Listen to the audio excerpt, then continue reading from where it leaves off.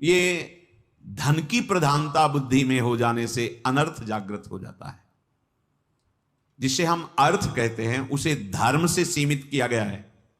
धर्म, फिर अर्थ, फिर काम, फिर मोक्ष। काम को मोक्ष के समीप रखा गया है और अर्थ को धर्म के समीप रखा गया है। धर्म से अर्थ कमाओगे तो कामनाओं की जो पूर्ति होगी वो मोक्ष की तरफ ले जाएगी। अधर्म से अर्थ कमाओगे तो राक्षसी भाव जागृत हो जाएगा और तुम्हारी दुर्गति हो जाएगी।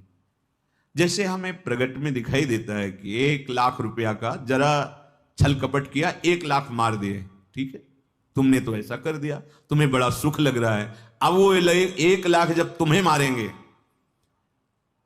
बहुत सह नहीं पाओगे।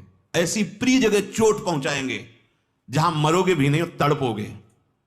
हमारी बात तक पहुंच जाओ जो हम कह रहे हैं।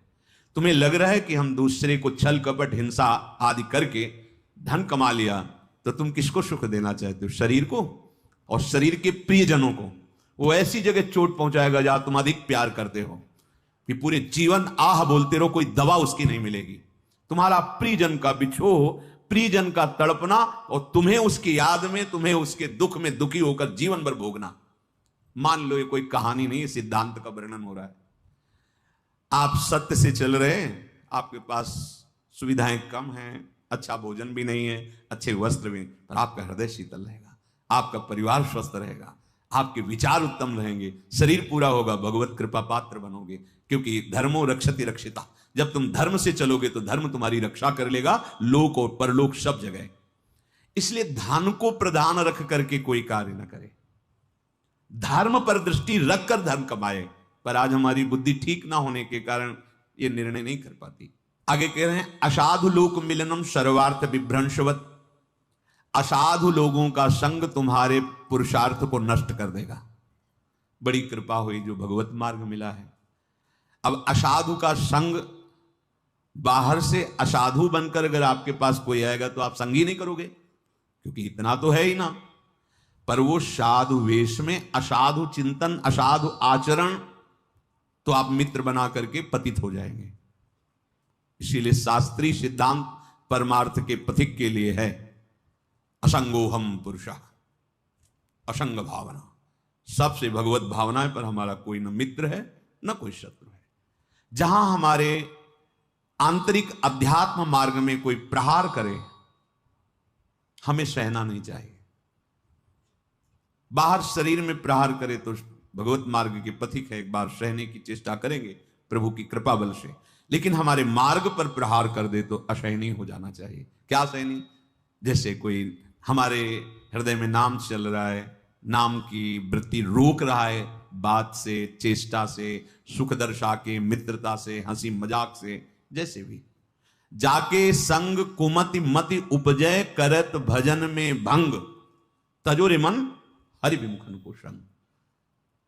चाहे कोई कितना प्रिय हो, पर परम प्रीतम प्रभु से विमुख करने वाली बात, विमुख करने वाली चेष्टा, विमुख करने वाला खान पान संग, जाके प्रिय न राम वै देही तजिए ताहि कोटि बैरिशम जद्यप परम शनि।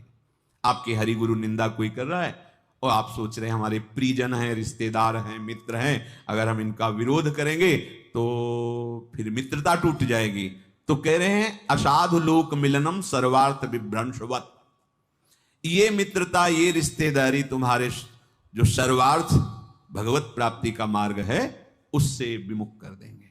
सुनने वाला और कहने वाला दोनों को बराबर फल मिलता है, चाहे वो सतमार्ग की वार्ता हो या असत मार्ग की। निंदा आदि सुनोगे, निंदा आदि करोगे तो एक ही फांसी में बांधे जाओगे, एक ही दंड मिलेगा दोनों का। भगवत चर्चा करोगे, भगवत चर्चा सुनोगे तो एक ही प्रकार से भगवत कृपा प्रसाद उदय होगा। गावत श्रवणन सुनत सुखाकर विश्व दुरित दवनी। स्वादन अनर्थम, ये विष के समान है। अगर सेंद्री की केवल वृत्ति पूर्ण करने के लिए जीवों की हत्या, ये सब मान जाइए, हाथ जोड़कर प्रार्थना करते हैं, आप हमारी आत्मा है, आप हमारे हैं। अगर किसी को भी तुम कष्ट देने की बात सोचोगे तो वो तुमको हिसाब भोगना पड़ेगा, चाहे आगे कुछ भी बन जाओ, तुम बैरागी बन जाओ, विरक्त बन जाओ, कुछ भी बन जाओ, वो ब्याज से तुम्हें भोगना पड़ेगा। हाँ, या तो इस कोटि की स्थिति हो गई है तो शरीर में दंड है, पर आपको अनुभव में नहीं आएगा, वजन की आएगा, शरीर में आएगा। एक तितली की गुदा में कांटा डाल के छोड़ दिया तो मांडव्य ऋषि की गुदा में सूली काट दी गई, निकाली नहीं गई। अवश्य में भोक्तव्यम, श्री भगवान के वचन, अवश्य में भोक्तव्यम कृतम कर्म शुभाशुभम। नहीं भाई, तुम्हें देख रहा है शास्त्र शीर्षा पुरखा सहस्राक्षा सहस्त्रपात, वो हजारों नेत्रों से तुम्हें देख रहा है, किसी के साक्षी देने की जरूरत नहीं, वो देख रहा है। इसलिए विषमी स्वादन्नमर्थम महा क्यों कहा जाता है भगवान को अर्पित करो। तुम्हारी हिम्मत नहीं पड़ेगी अवक्ष पदार्थ भगवान के सामने रखने की, वही सात्विक पदार्थ ही भगवान को भोग लगाओगे तो भगवत अर्पित समस्त दुखों का नाश करने वाला बन जाएगा। स्वाद भी मिलेगा, स्वास्थ्य भी बनेगा, पुण्य भी बनेगा, पाप भी नष्ट होंगे, लाभ ही लाभ हो गया। जब आप रसोई बनाए, भोग लगाए और आप ही पाए तो इसमें कितना लाभ हो गया। आपका भजन बन गया। जब से रसोई शुरू की, भोग अर्पित किया, भगवान की प्रसन्नता मिली, प्रसाद पाए, सात्विक, स्वास्थ्यवर्धक, दुख नाशक, पाप नाशक, प्रसादे सर्व दुखानाम हानिरस्योपजायते। वो भगवत कृपा प्रसाद समस्त दुखों की हानि कर देगा, नाश कर देगा। किंचन मात्र परिग्रहम ग्रहमिव स्वात्मेंद्रियम शत्रुवत। भाई, तुम्हारे पास जो कुछ भी मिला है वो उद्धार करने के लिए मिली सामग्री है। घर, मकान, रुपया, पैसा, पत्नी, पुत्र, बुद्धि, सब केवल भगवत प्राप्ति के लिए मिला है। पुत्र संतान आदि उत्पन्न हो रही, भगवत प्रसन्नता का कार्य, सृष्टि का कार्य। अर्थ आदि हमारे पास है, परिवार को सुख पहुंचा रहे, समाज को सुख पहुंचा रहे, आए हुए अतिथि को सुख पहुंचा रहे। घर मकान है, मेरे ठाकुर जी का दिया हुआ है। अपने प्रभु को घर का मालिक मान करके सेवक भावना से, नाथ सकल संपदा तुम्हारी, मैं सेवक समेत सुत नारी। बढ़िया आनंद में जीवन ये भी और परलोक भी बनेगा। यदि आपने ये मेरी वस्तु है, मेरा अधिकार है, तो कह रहे हैं ये बात तुम्हारे आत्मस्वरूप को ढक देगी, परमार्थ से विमुख हो जाओगे। बस समझो।